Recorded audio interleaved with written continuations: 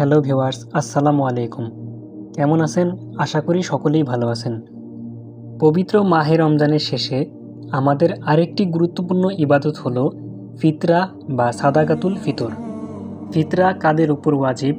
ফিতরা কাদের দিতে হবে? ফিতরা কখন আদায় করতে হবে? ফিতরার পরিমাণ কত?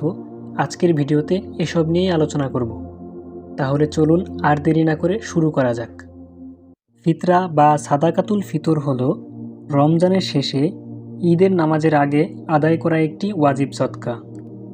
আল্লাহ রাসূল সাল্লাল্লাহু আলাইহি সাল্লাম বলেছেন, ফিতরা হলো রোজাদারকে অশ্লীলতা ও অনর্থক কথা থেকে পবিত্র করার জন্য এবং মিসকিনদের খাদ্যের ব্যবস্থা। অর্থাৎ ফিতরা রোজাদারকে ছোটোখাটো ভুল ত্রুটি থেকে পবিত্র করে এবং গরিব মিসকিনদের ঈদের আনন্দে শরিক হওয়ার সুযোগ করে দেয়। ফিতরা কার উপর ওয়াজিব? হানাফি মাযহাব অনুযায়ী যার কাছে নিসাব পরিমাণ সম্পদ আছে তার উপর ফিতরা ওয়াজিব। তবে এখানে জাকাতের মতো 1 বছর পূর্ণ হওয়া শর্ত নয়।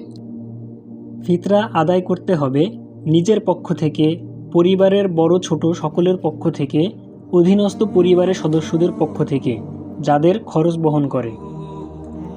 ফিতরা কখন আদায় করতে হবে? রমজানের শেষ দিন সূর্যাস্তের পর থেকে ঈদের নামাজের আগ পর্যন্ত ফিতরা আদায় করতে হবে। ঈদের নামাজের পরে দিলে তা সাধারণ সাদকা হিসেবে গণ্য হবে। ইবনে উমর রাদিয়াল্লাহু আনহু থেকে বর্ণিত, তিনি বলেন, আল্লাহ রাসূল সাল্লাল্লাহু আলাইহি সাল্লাম ঈদের নামাজে যাওয়ার আগেই ফিতরা আদায় করার নির্দেশ দিতেন। ফিতরা কাদের দিতে হবে? যাদের জাকাত দেওয়া যায় ফিতরাও তাদের দেওয়া যাবে, যেমন গরিব, মিসকিন, ঋণগ্রস্ত ব্যক্তি। ফিতরার হিসাব: কারো কাছে যদি 7.5 তোলা স্বর্ণ থাকে, আধুনিক হিসেবে 87.48 গ্রাম স্বর্ণ অথবা 52.5 তোলা রূপা, আধুনিক হিসেবে 612.36 গ্রাম রূপা থাকে, তাহলে তাকে ফিতরা আদায় করতে হবে। টাকার ক্ষেত্রে কারো কাছে যদি নগদ টাকা, সঞ্চয়, ব্যবসার মাল ইত্যাদি মিলে 7.5 তোলা স্বর্ণ অথবা 52.5 তোলা রূপার বর্তমান বাজার মূল্যের সমপরিমাণ থাকে, তাহলে সে নিসাবের মালিক এবং তাকে ফিতরা আদায় করতে হবে। ফিতরার পরিমাণ কত? হাদিসে 1 সা খাদ্যশস্য নির্ধারণ করা হয়েছে। 1 সা সমান প্রায় 2.5 থেকে 3 কেজি। যেসব খাদ্য দেওয়া যায় তা হলো গম, যব, খেজুর, কিশমিশ ইত্যাদি।